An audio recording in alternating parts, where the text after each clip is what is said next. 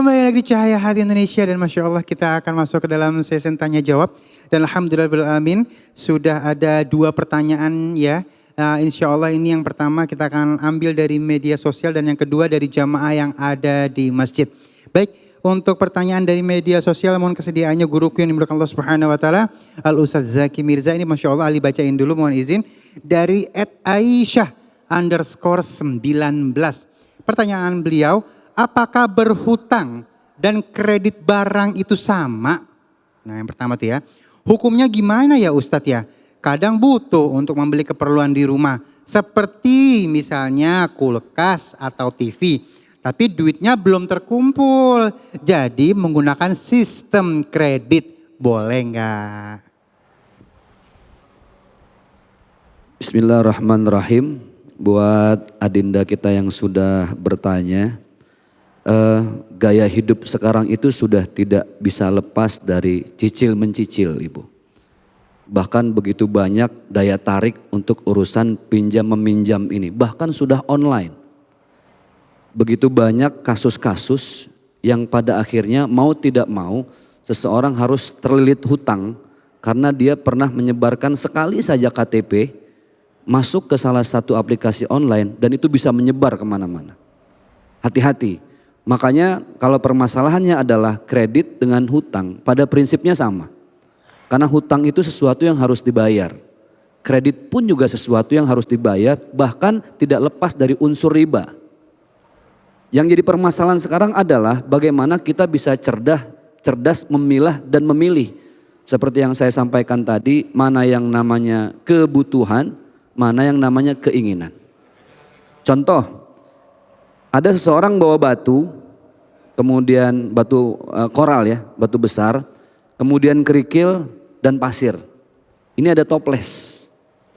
Yang paling bagus itu adalah ketika kita memasukkan batu terlebih dahulu. Setelah itu kerikil, baru terakhir pasir. Kenapa? Toplesnya pasti akan terisi penuh, muat. Karena batu itu memberikan sela-sela untuk kerikil masuk.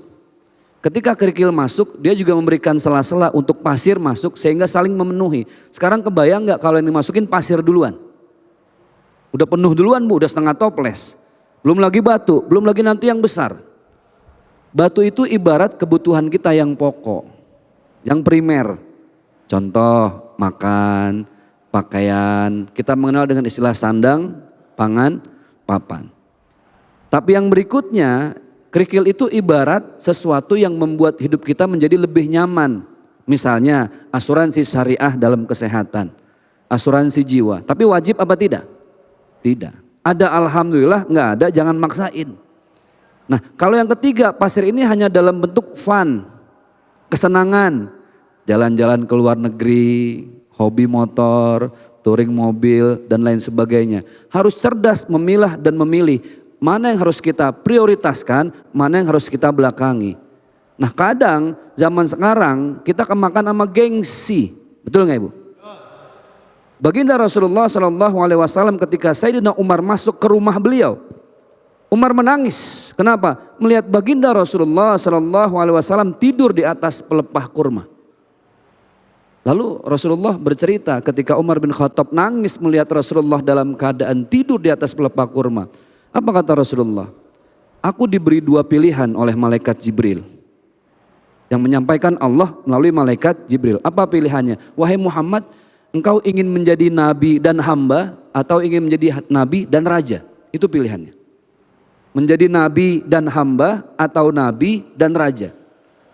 Baginda Rasulullah SAW beliau mengatakan, aku lebih memilih menjadi nabi dan hamba. Kalau seandainya aku memilih menjadi nabi dan raja, pasti Allah akan menjadikan gunung Uhud itu sebagai emas.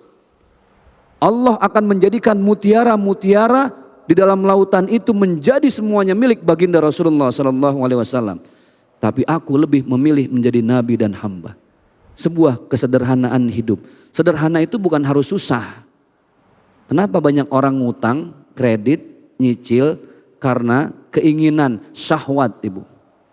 Yang namanya nafsu itu bukan hanya sekedar birahi, tapi bagaimana mengikuti keinginan, gaya hidup, gengsi, prestis dan lain sebagainya.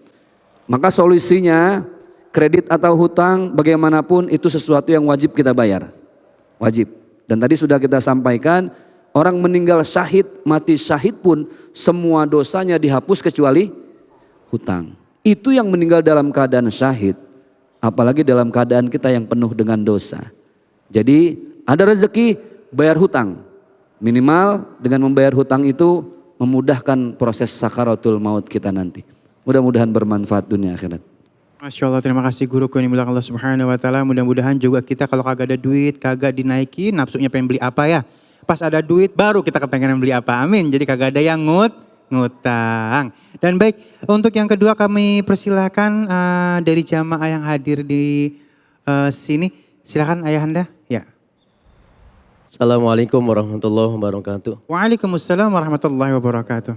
Afwan Ustadz, saya Yadin dari Jamaah Masjid Al-Mujahidin Cikarang Utara.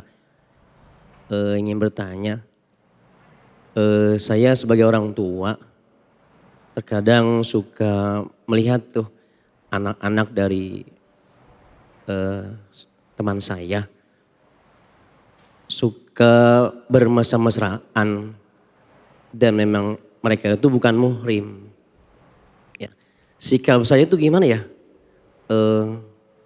Apa saya boleh menegurnya atau saya biarkan saja? Karena biasanya kalau ditegur itu Ustadz suka bilang, suka ikut campur gitu. Itu saja mungkin tanya. Demikian. Assalamualaikum warahmatullahi wabarakatuh. Assalamualaikum warahmatullahi wabarakatuh. Ya silakan ya Habibi. Alhamdulillah, terima kasih atas pertanyaannya, ini sangat luar biasa karena fenomena yang kita jalani dalam hidup. Anak itu anugerah dan amanah. Anugerah artinya kita nggak bisa milih bentuk muka anak kita gimana. Bisa nggak kita pilih?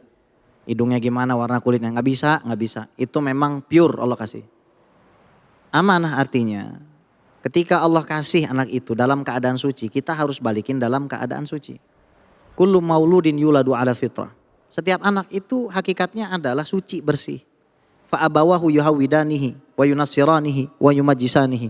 Tapi kedua orang tuanya yang tanggung jawab menjadikan dia orang Majusi, Nasrani atau Yahudi.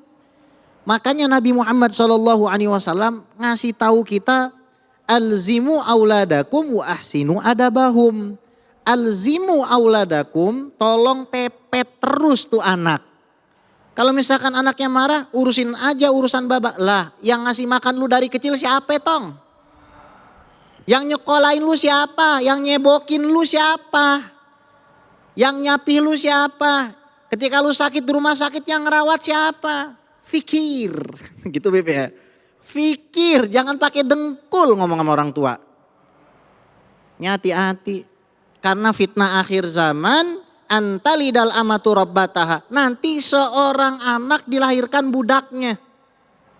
Seorang tuan dilahirkan budaknya, maksudnya apa? Ada dua sih tafsirannya, tapi yang paling kontekstual, emak bapak diinjek-injek. Ini nauzubillah su'ul khotimah matinya model begitu. Maka jadi orang tua nggak usah takut untuk negor, Bu. Misalkan anak bilang, mama nih kurang kekinian. Yang namanya kekinian kayak kekonoan kayak kalau maksiat ya neraka tempatnya. Tugas saya ngasih tahu kamu supaya nanti saya di hari kiamat nggak diazab sama Allah. Supaya nanti kamu di hadapan Allah Subhanahu wa Ta'ala bisa menjadi orang yang dimuliakan. Hati-hati zaman sekarang. Gara-gara medsos kadang-kadang yang saya bilang tadi pelarian. Ya Allah, kadang-kadang postingnya luar biasa, Bib, ajib. Wah, padahal di rumah mah kerjanya ngulek sambel. Ya, jadi jangan ngelihat ke atas. Seorang ibu pernah nasihatin anaknya, nak, jangan kamu terlalu sering ngelihat ke atas. Memang indah, ada gradasi warnanya. Tapi kalau kamu terus ngelihat ke atas, kamu akan jatuh ke dalam lubang kehidupan. Nasihatkan saja seperti itu, insya Allah jadi manfaat. Masya Allah, terima kasih Habibi, Masya Allah ya. Dan baik jamaahku yang dimuliakan Allah Subhanahu wa Ta'ala, seperti biasa, setelah ini kita akan memperbaiki bacaan Al-Quran kita bersama guru kita Ustaz Syam ya. Jadi jangan kemana-mana, tetap bersama kami di Cahaya Hati Indonesia.